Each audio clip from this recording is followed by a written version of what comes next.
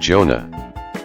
Chapter 1. Now the word of Yahweh came to Jonah the son of Amittai, saying, Arise, go to Nineveh, that great city, and preach against it, for their wickedness has come up before me. But Jonah rose up to flee to Tarshish from the presence of Yahweh. He went down to Joppa, and found a ship going to Tarshish, so he paid its fare, and went down into it, to go with them to Tarshish from the presence of Yahweh. But Yahweh sent out a great wind on the sea, and there was a mighty storm on the sea, so that the ship was likely to break up. Then the mariners were afraid, and cried every man to his God. They threw the cargo that was in the ship into the sea, to lighten it. But Jonah had gone down into the innermost parts of the ship, and he was laying down, and was fast asleep. So the shipmaster came to him, and said to him, What do you mean, sleeper? Arise, call on your God or gods. Maybe your God or gods will notice us, so that we won't perish. They all said to each other, Come, let us cast lots, that we may know for whose cause this evil is on us. So they cast lots, and the lot fell on Jonah. Then they asked him, Tell us, please, for whose cause this evil is on us. What is your occupation? Where do you come from? What is your country? Of what people are you? He said to them, I am a Hebrew, and I fear Yahweh, the God of heaven, who has made the sea and the dry land. Then were the men exceedingly afraid, and said to him, What is this that you have done? For the men knew that he was fleeing from the presence of Yahweh, because he had told them. Then said they to him, What shall we do to you, that the sea may be calm to us? For the sea grew more and more stormy. He said to them, Take me up, and throw me into the sea. Then the sea will be calm for you, for I know that because of me this great storm is on you.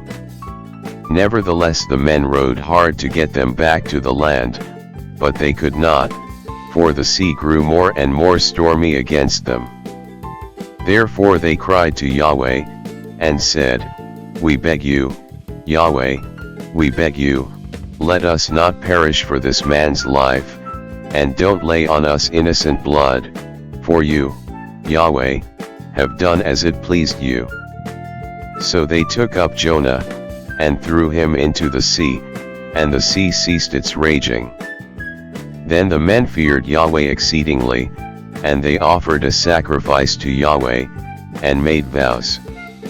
Yahweh prepared a great fish to swallow up Jonah, and Jonah was in the belly of the fish 3 days and 3 nights.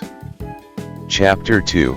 Then Jonah prayed to Yahweh, his God, out of the fish's belly. He said, I called because of my affliction to Yahweh. He answered me. Out of the belly of Sheol I cried. You heard my voice. For you threw me into the depths, in the heart of the seas. The flood was all around me. All your waves and your billows passed over me. I said, I have been banished from your sight, yet I will look again toward your holy temple. The waters surrounded me, even to the soul. The deep was around me. The weeds were wrapped around my head. I went down to the bottoms of the mountains. The earth barred me in forever, yet have you brought up my life from the pit, Yahweh my God. When my soul fainted within me, I remembered Yahweh. My prayer came into you, into your holy temple. Those who regard lying vanities forsake their own mercy. But I will sacrifice to you with the voice of thanksgiving. I will pay that which I have vowed. Salvation belongs to Yahweh. Yahweh spoke to the fish, and it vomited out Jonah on the dry land. Chapter 3. The word of Yahweh came to Jonah the second time, saying, Arise, go to Nineveh, that great city, and preach to it the message that I give you. So Jonah arose, and went to Nineveh, according to the word of Yahweh. Now Nineveh was an exceedingly great city, 3 days' journey across. Jonah began to enter into the city a day's journey, and he cried out, and said, Yet 40 days, and Nineveh shall be overthrown. The people of Nineveh believed God, and they proclaimed a fast, and put on sackcloth, from the greatest of them even to the least of them. The news reached the king of Nineveh, and he arose from his throne, and took off his royal robe, covered himself with sackcloth, and sat in ashes. He made a proclamation and published through Nineveh by the decree of the king and his nobles, saying, Let neither man nor animal, herd, nor flock, taste anything, let them not feed, nor drink water, but let them be covered with sackcloth, both man and animal, and let them cry mightily to God.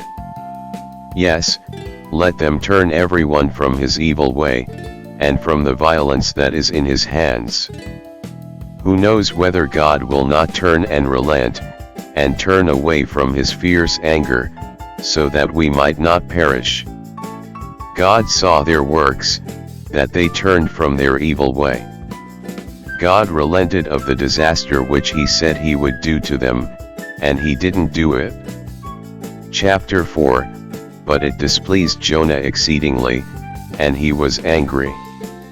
He prayed to Yahweh, and said, Please, Yahweh, wasn't this what I said when I was still in my own country? Therefore I hurried to flee to Tarshish, for I knew that you are a gracious God, and merciful, slow to anger, and abundant in loving kindness, and you relent of doing harm. Therefore now, Yahweh, take, I beg you, my life from me, for it is better for me to die than to live. Yahweh said, Is it right for you to be angry? Then Jonah went out of the city, and sat on the east side of the city, and there made himself a booth, and sat under it in the shade, until he might see what would become of the city. Yahweh God prepared a vine, and made it to come up over Jonah, that it might be a shade over his head, to deliver him from his discomfort. So Jonah was exceedingly glad because of the vine. But God prepared a worm at dawn the next day, and it chewed on the vine, so that it withered. It happened, when the sun arose, that God prepared a sultry east wind, and the sun beat on Jonah's head, so that he fainted, and requested for himself that he might die, and said, It is better for me to die than to live. God said to Jonah, Is it right for you to be angry about the vine? He said, I am right to be angry, even to death. Yahweh said, You have been concerned for the vine, for which you have not labored, neither made it grow, which came up in a night, and perished in a night. Shouldn't I be concerned for Nineveh, that great city, in which are more than 120,000 persons who can't discern between their right hand and their left hand, and also much livestock?